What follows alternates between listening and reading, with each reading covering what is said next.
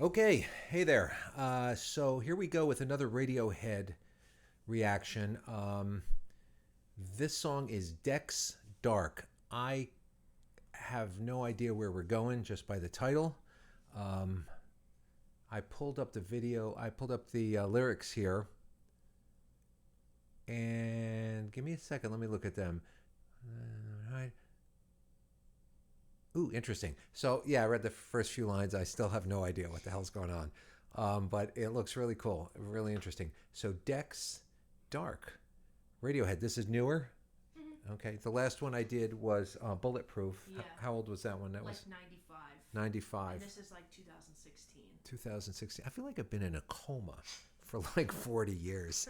I haven't, I haven't, I just, the more I listen to these songs, the more I listen to these songs, I go, where the hell was I? What the hell was I listening to? I'm The, like 95. You're like, the heck was I listening to? 95. Jeez Louise. That was quite a while ago, wasn't it? yeah. Yeah, it was. Okay, anyway, here we go. Dex Dark. Let's do it. Let's see what else I missed.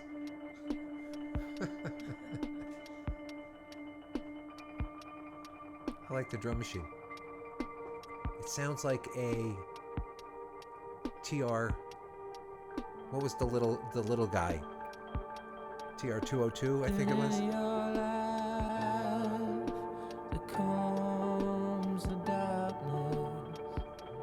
There's a spacecraft blocking out the sky,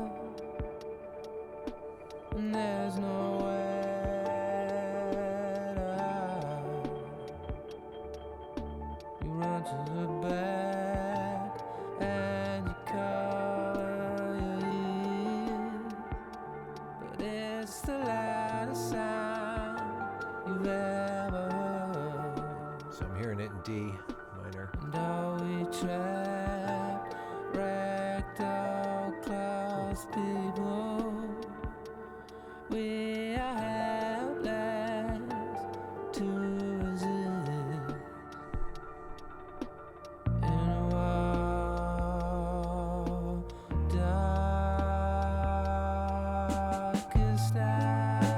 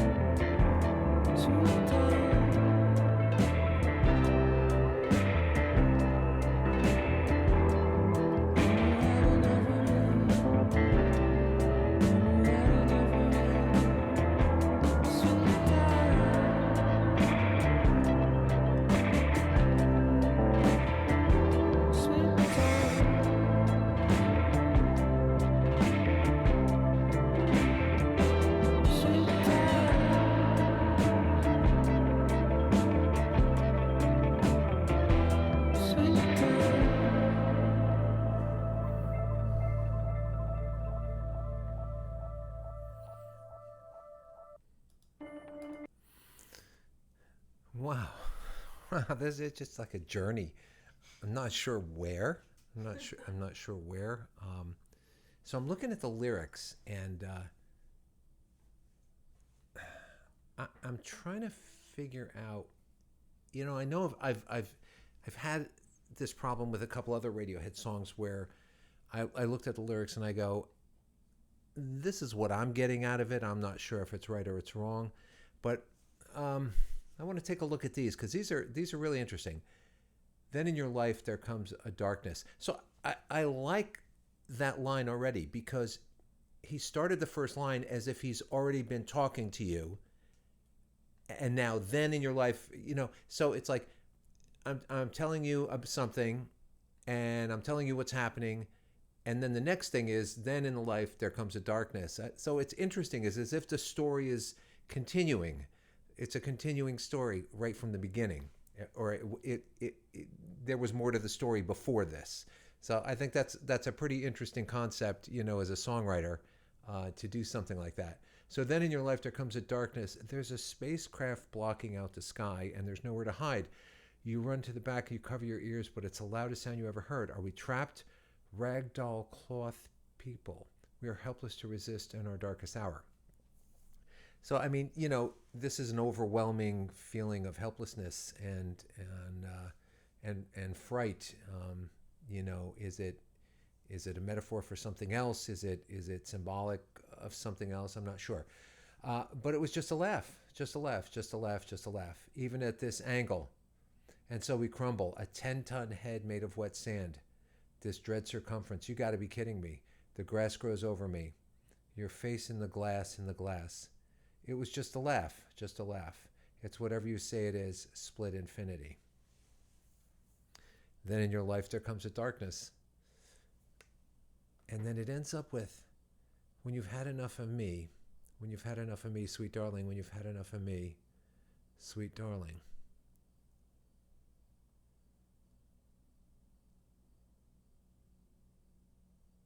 I don't know.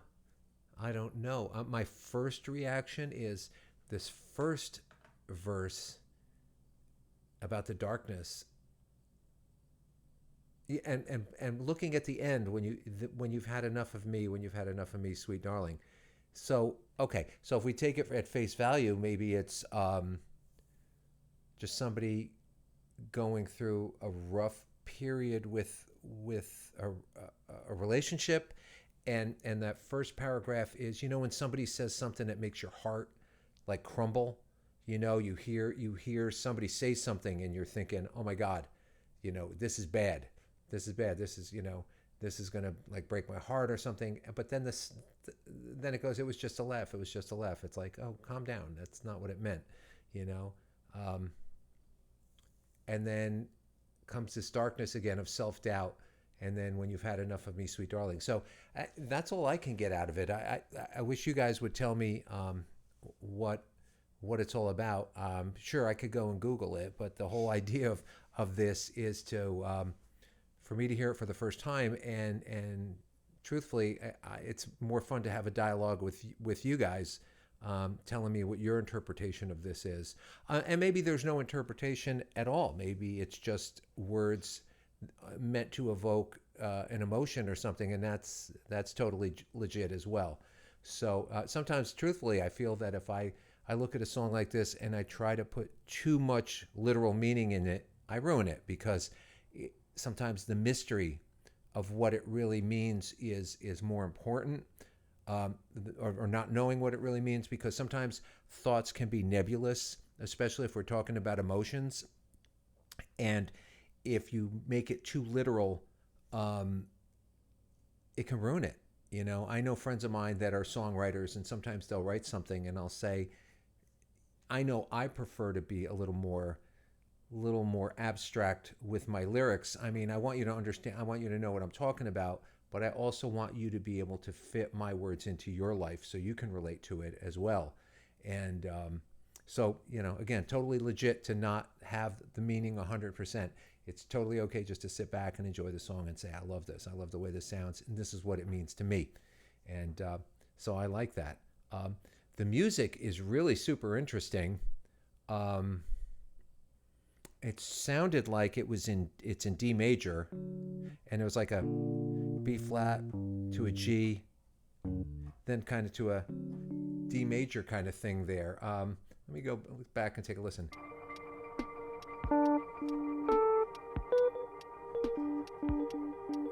So that we have this B flat, G minor, D major. So we're going back and forth between like a minor tonality. So that's pretty interesting.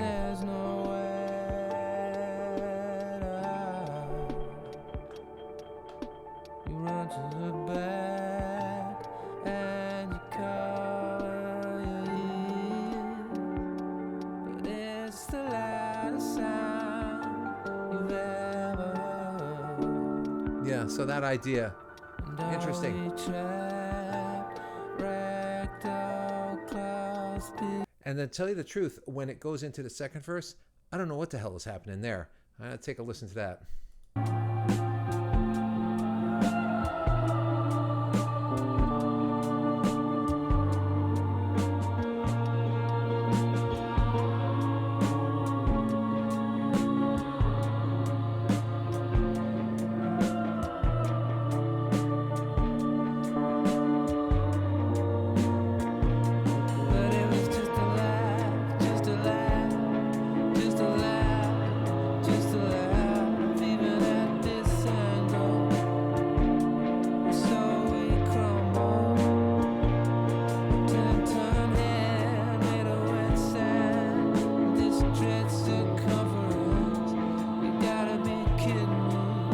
So it sounds like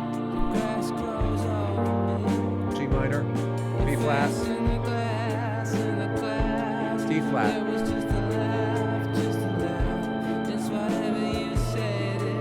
D, G, B flat, and back to D. And then at the end there's a little coda. That's kind of interesting.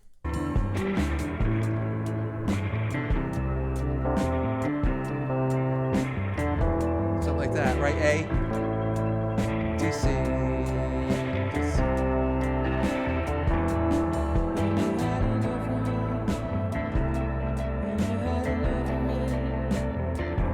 And then all the sound effects that are happening inside are fantastic. And then there's one spot, I think it's in the middle, where it sounds like they're either hitting a percussion instrument, running it through a spring reverb, and they're blasting the crap out of it so that they overload the spring reverb, or they're just kicking the damn thing. So let me hear what this sounds like. Let's see. Not sure where that was.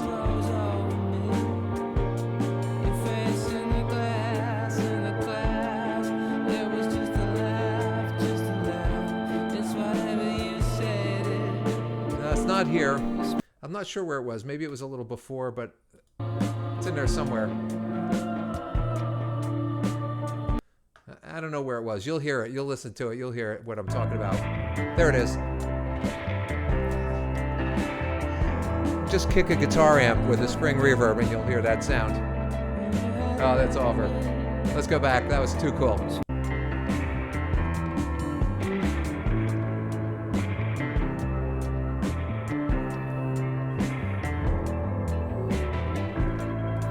If you grew up like me playing guitar in the 60s and the 70s and you had a spring reverb and you walked over to it and you moved the amp a little bit while it was on, that was the sound you heard. So we're all very familiar with that sound. So very cool. Radiohead, Dex Dark. Do you have any ideas? Similar to what you think. Similar to what I think. Okay, good, because we both don't have a clue. So very cool. Dex Dark, I liked it. I like it. I don't think I've heard a Radiohead song that I didn't like. And again, it's not, what I like it for is its artistic content. This is someone who's just putting an artistic statement out there and saying, here it is. And, like an artist, like a painter, a lot of times will put their expression onto a piece of canvas and, gee, I hope you like it, but there it is. There it is. I can't fix it. I can't change it. This is it. This is what I said. And if it's not perfect, that's okay because this was the expression that I made at the time. And it's that idea of the only important thing was that what I was feeling inside, I got out. And I love that. I think that's really cool. So thanks. Super great idea. Bring these Radiohead songs on. And listen, man, I am purposely not listening to any Radiohead stuff other than on here because I enjoy listening to it like this. Once I think I've gone through most of their catalog, yeah, that's where I'm gonna, 5 years from now. yeah, that's where I'm gonna go through Spotify and just have it on my playing on my car all the time. Right now, I don't want to. My fear is that I'm going to hear a really great song and go, oh damn, I should have done that on the channel. And sure, I could do it, and I could just make believe it's the first time I heard it. But I'm not going to do that. That would just be so stupid. And I go through life trying not to be too stupid. So anyway, thank you so much, and I'll see you again real soon. Bye.